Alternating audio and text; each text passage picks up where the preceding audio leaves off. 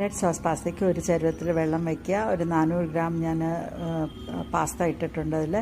അത് വേവിച്ച് 10 മിനിറ്റ് വേവിച്ചിട്ട് ഊറ്റി മാറ്റുക. 1/2 കിലോ തക്കാളി ചൂടുവെള്ളത്തിലിട്ട് ഇങ്ങനെ ഒന്ന് വേവിച്ച് തൊലിയും കളഞ്ഞ് അതിൻ്റെ പേസ്റ്റ് റെഡിയാക്കി വയ്ക്കുക.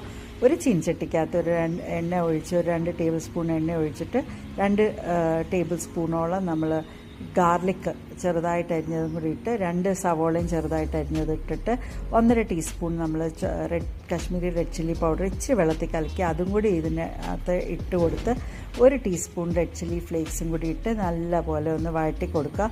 അതൊന്ന് വഴണ്ട് വരുമ്പോഴത്തേക്കും നമ്മൾ അടിച്ചു വെച്ചിരിക്കുന്ന തക്കാളി പേസ്റ്റ് ഇട്ട് കൊടുക്കുക.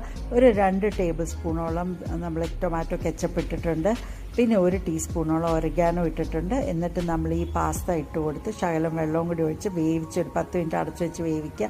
ചീസും കൂടി ഇട്ട് കൊടുക്കുക. വെന്ത് വരുമ്പോൾ അത് കഴിഞ്ഞ് സെർവ് ചെയ്യുമ്പോഴും ഇതുപോലെ ചീസ് ഇട്ടിട്ട് എടുക്കുക. അടിപൊളി പാസ്ത റെഡി.